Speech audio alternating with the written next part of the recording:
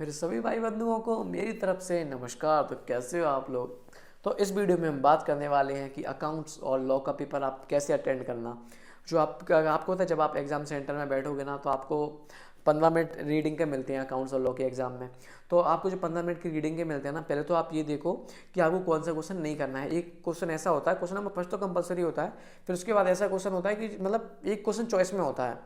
तो आप डिसाइड करो कि आपको कौन सा क्वेश्चन नहीं करना है। तो आप मतलब बाद में मत सोचना कि आप ये सोचो कि ये करूँ, ऐसे में बहुत टाइम चला जाता है। फिर आप पॉइंट कंपैरिजन करोगे, तो शुरू के क्वेश्चन मतलब शुरू के 15 मिनट में ये डिसाइड कर लेना कि कौन सा क्वेश्चन आपको करना है, कौन सा नहीं करना है। अकाउंट्स और लॉ दोनों की बात कर रहा हूँ मैं।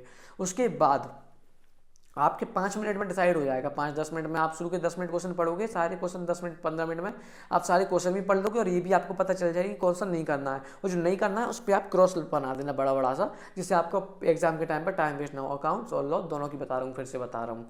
और अगला है कि आपको जो आता है ना वो पहले करना है। जैसे मान लो आपको फर्स्ट नहीं आता तो फर्स्ट मत करो है, और जैसे आपको फिफ्थ आता है तो क्वेश्चन नंबर फिफ्थ से शुरू करो। और मान लो फिफ्थ का सिर्फ बी पॉइंट आता है तो फिफ्थ का बी लिख दो, बस अकेला बी लिख दो। उसके बाद चला आपको फर्स्ट का ए अच्छे से आता है तो पहले क्वेश्चन नंबर फर्स्ट का ए कर दो है। अगर आप फिर आप फर्स्ट का ए करने के बाद आपको सेकंड का सी मुझे बिल्कुल अच्छे से आता है तो सेकंड का सी कर दो।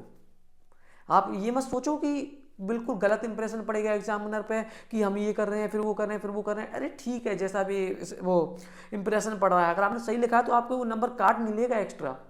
बता रहा हूँ मैं आपको कि वो बहुत गुस्सा आए तो वो आपके नंबर एक्स्ट्रा काट ले।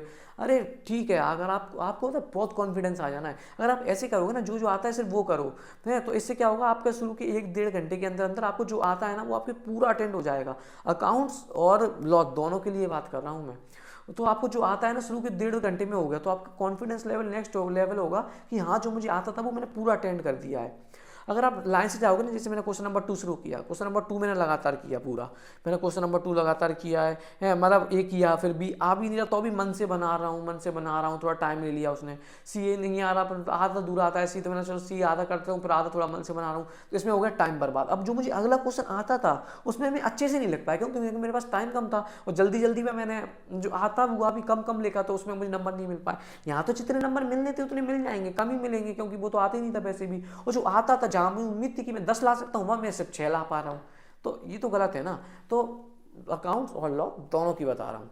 तो जो आता है वो तरीके से पहले अटेंड करना, शुरू के 15 मिनट में डिसाइड कर लेना है आपको कि आपको क्या नहीं करना है। और शुरू राइटिंग के पीछे मत भागना। अगर आप ये सोचो कि शुरू में सजा सजा के लिखोगे तो no extra marks for good hand writing.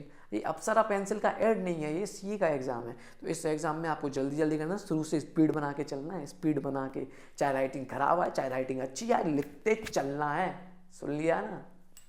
तो बस यही था, जहाँ तक मेन पॉइंट यही थे। और अकाउंट्स में अगर आप आते हो तो फॉर्मेट पे ध्यान इतना देना, लेकिन इतना भी मत देना कि आप सजाने में लगे हो। भाई स्केल में कोई लाइन टेढ़ी तो नहीं हो रही, हाँ ऐसे खींच देता हूँ अच्छे से, और फिर भाई ये थोड़ी लाइन ये ज़्यादा सी हो रही है, इसमें थोड़ा तारीख बना देता हूँ। फिर क्वेश्चन करने के बाद हाँ भाई थोड़ा मार्जिन बना देता हूँ क्वेश्चन के बीच में। अरे भैया ये प्रोजेक्ट नहीं बन रहा है, ये पेपर है अकाउंट्स का। तो ऐसा मत करना, पहले क्वेश्चन पूरे कर लेना, पहले पेपर पूरा अटेंड कर लेना। उसके बाद अगर आपके पास टाइम बचता है तो ये सब सजावट कर लेना, लेकिन पहले पेपर पूरा अटेंड कर लेना। अटेंड करने के बाद ये चीज़ें करना। और ये तो बहुत अच्छी बात है कि एक ही पेन से लिखना होता है, वरना पेन बदलने में ही बहुत टाइम चला जाता। तो और यही चीज़ है। और कैलकुलेटर अगर 2 ले जा सको तो 2 ले जाना, वैसे ले जा सकते हो 2 कैलकुलेटर। तो उसमें क्या ना, कई बार हो जाता है, मैथ में ज़रूरत पड़ती है, वैसे अकाउंट्स में इतनी नहीं पड़ती। तो ऐसे ही है, लॉ में भी यही है कि जो आता है वो पहले कर लेना। और लॉ में बीसीआर के पोर्शन पे आते हैं। तो देखो लॉ में अगर बीसीआर के पोर्शन में आप जाओ, तो अगर आपको लॉ अच्छे से नहीं आता है तो आप लॉ बाद में कर लेना, पहले बीसीआर निपटा लेना।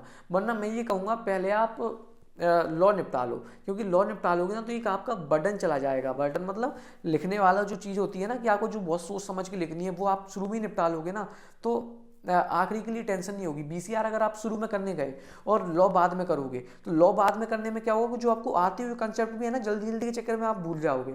और बीसीआर में तो वैसे भी बना के लिखना होता है, नोट मेकिंग करनी होती है, देख के ही लिखना होता है, तो वो तो आप जल्दी जल्दी भी कर सकते हो तुरंत तुरंत में। एक्टिव पैसिव आते हैं, वो तो आता हो नहीं आता हो। उसके बाद अनसीन पैसेज है, वो आप पैसेज आपको आता हो, दूर दाड़ के आप हल कर दोगे, है ना। लेकिन अगर आप लॉ आखिरी के लिए छोड़ोगे तो आप उसमें गड़बड़ कर जाओगे।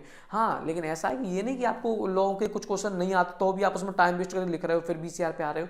लॉ का जितना आता है उतना पूरा कर लो, ठीक है, जैसे मैंने आपको बताया फर्स्ट का बी आता है, सेकंड का सी आता है, ऐसे कर करके आपने पूरा मतलब लॉ का कर लिया।